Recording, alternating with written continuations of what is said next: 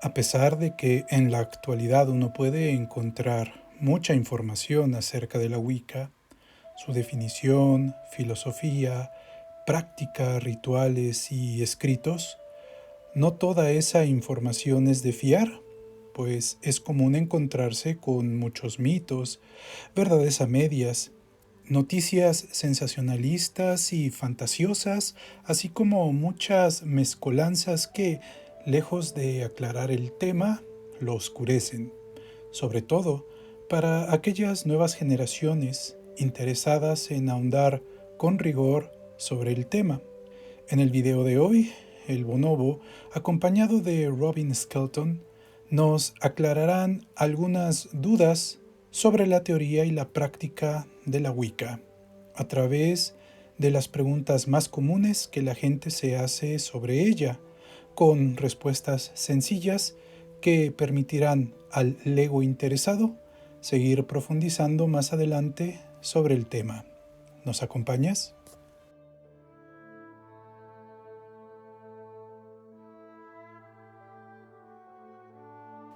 ¿Qué es la magia? El ocultista S. L. Mathers definió la magia como la ciencia del dominio de las fuerzas secretas de la naturaleza.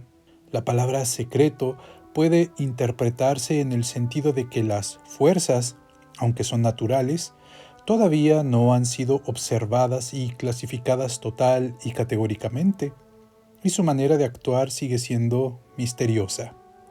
Desde otro punto de vista mágico, podría definirse como el poder causante de que un acontecimiento o cambio se produzcan a voluntad sin una causa física aparente o sin el uso de las leyes naturales conocidas. Cuando vemos que sucede algo inexplicable, que claramente se ha pretendido que sucediera, decimos, esto es magia, o quizá es un milagro. A los ilusionistas de espectáculo se les llama generalmente magos. La diferencia entre esa magia espectacular y la magia verdadera es que en esta última lo que parece suceder ha sucedido realmente, mientras que en la magia espectacular no ha ocurrido así. No es más que una ilusión visual. En el pasado muchos acontecimientos se consideraban mágicos, sencillamente porque las leyes naturales que los causaban aún no se habían descubierto o su conocimiento estaba limitado a unos pocos. Por ejemplo, el hipnotismo y el magnetismo se tenían por mágicos.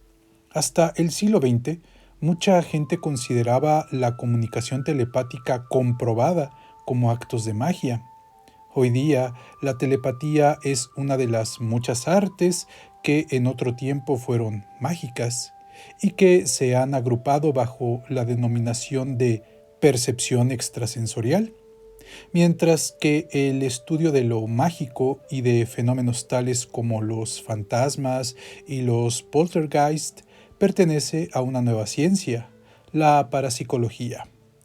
Nadie ha explicado todavía cómo funciona la magia, si bien los antropólogos han aportado multitud de pruebas de que efectivamente funciona.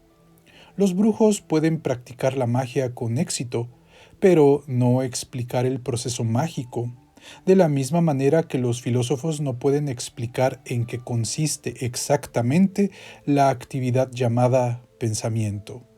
Sabemos cómo funciona la magia, pero desconocemos por qué. Una teoría actual propone que, dado que todo lo existente posee un campo de energía y el del organismo humano es muy poderoso, un acto mágico consiste en enfocar esta energía electromagnética y transmitirla, a menudo por medio de un lenguaje muy simbólico, consistente en imágenes transmitidas ya sea verbalmente o por medio de representaciones mentales, acompañadas de actos rituales que ayudan a la mente a concentrarse. Tal energía electromagnética puede ser similar a la emitida por la luna y las estrellas, las cuales, según creen los astrólogos, afectan al carácter y, en consecuencia, al destino de todas las criaturas. Se ha objetado que la energía emitida por la luna puede ser considerable, pero los planetas como Venus envían unos impulsos muy débiles y, por tanto, ineficaces. Sin embargo, no olvidemos que en medicina, a menudo se da el caso de que una dosis muy pequeña puede ser eficaz, y en cambio, una dosis mayor revelarse como ineficaz o incluso contraproducente. En medicina, como en mecánica, no es posible medir la eficacia basándose en la cantidad.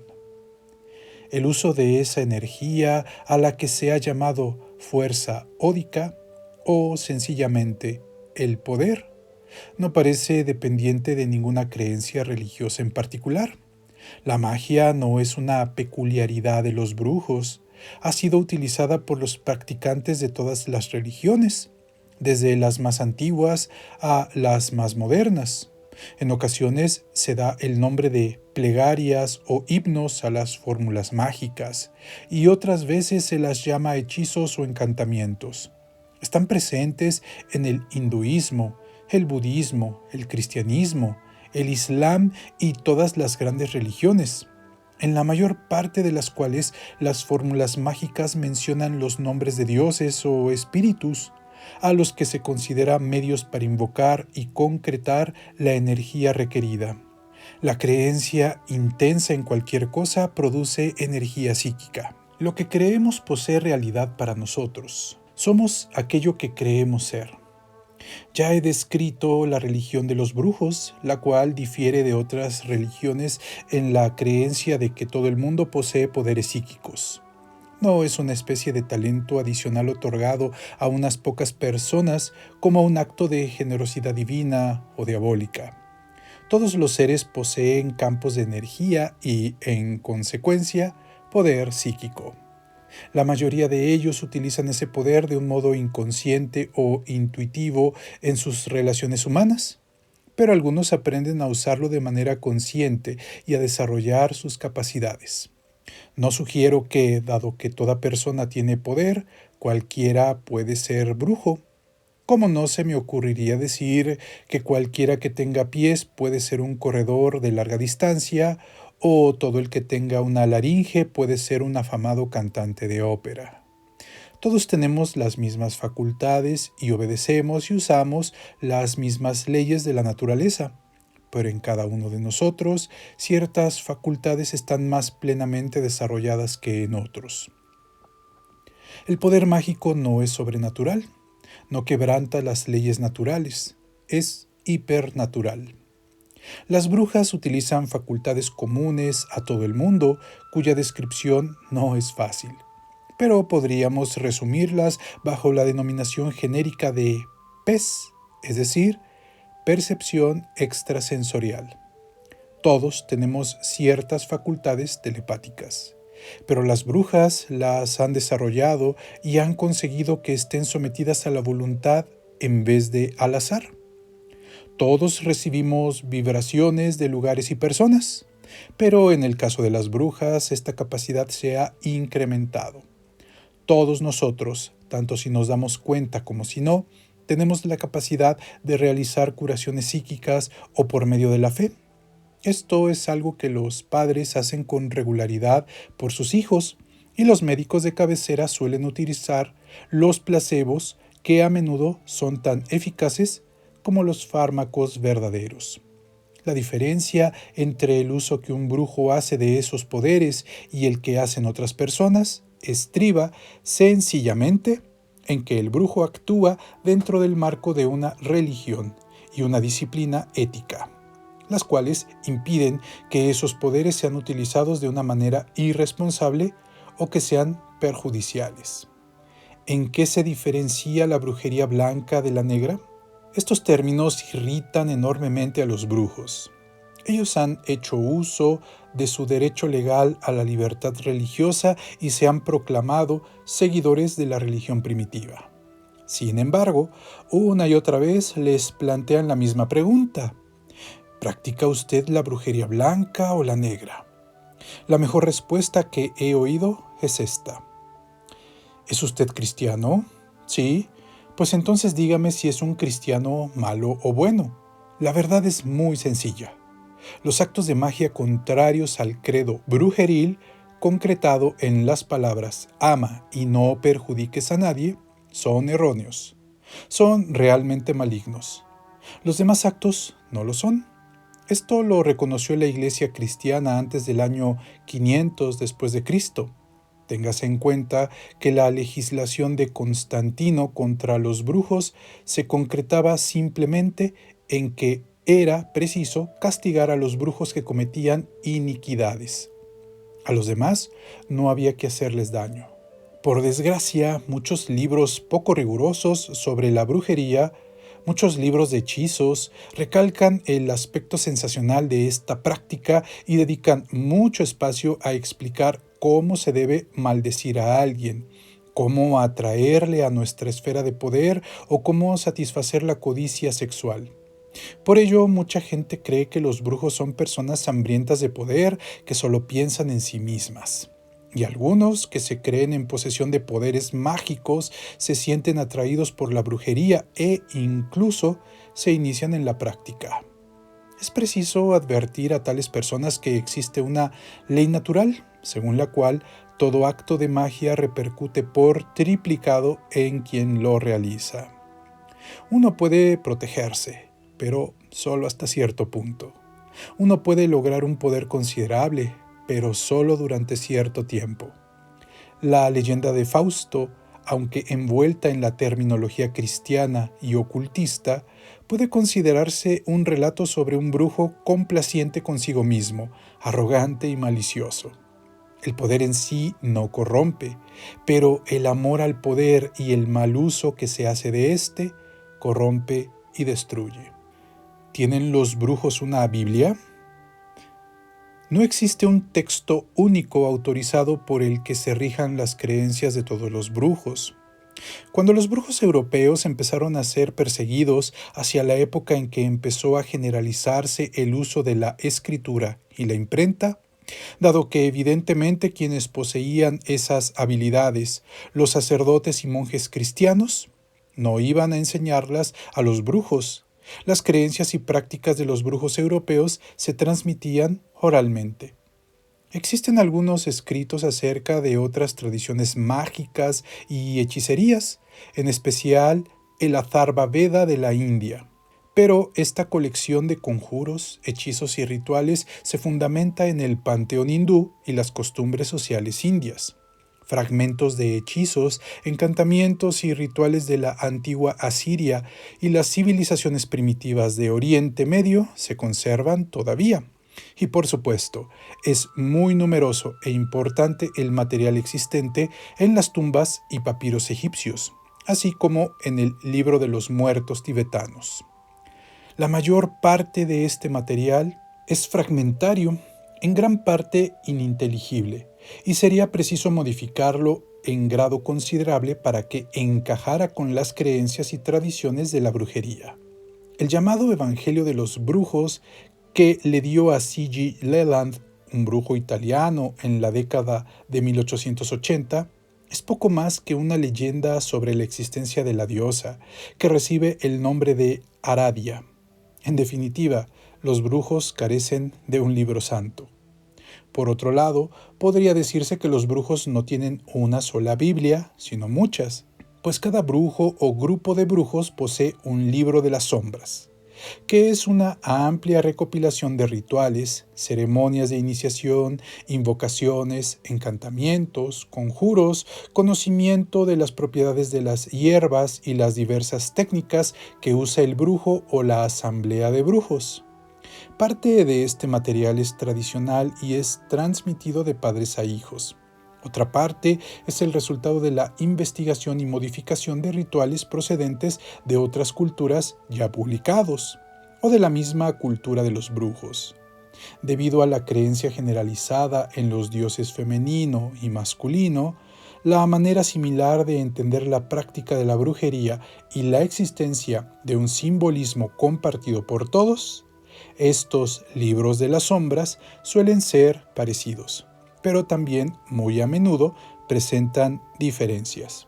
Una asamblea que actúe en el desierto no usará los mismos símbolos que otra cuya actividad se desarrolle a orillas del mar. Las fuerzas naturales de la zona difieren, no en esencia, sino en grado y nomenclatura. Por otro lado, cada asamblea de brujos tiene sus propias predilecciones.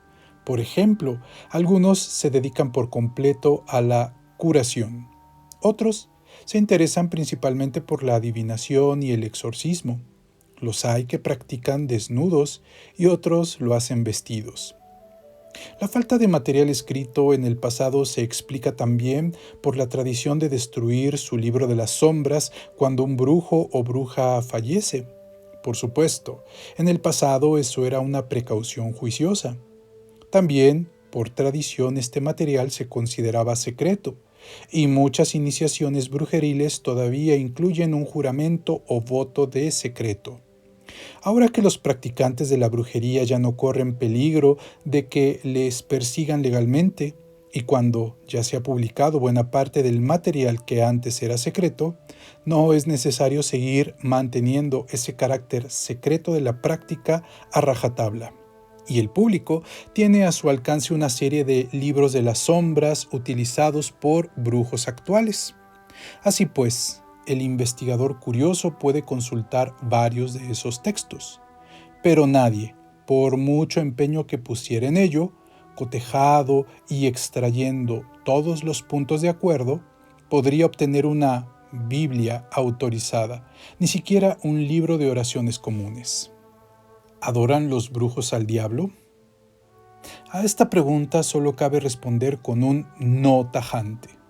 En primer lugar, el diablo es una figura de la doctrina cristiana, mientras que la práctica de la brujería es anterior al cristianismo. Además, la figura de Satán o el diablo prácticamente fue ignorada por la Iglesia hasta el siglo VI, cuando desde un punto de vista político era juicioso identificar al consorte cornudo de la diosa como equivalente del adversario que aparece en el Génesis y el libro de Job, y que se dedica al escrutinio de la conciencia de Cristo durante los 40 días en el desierto.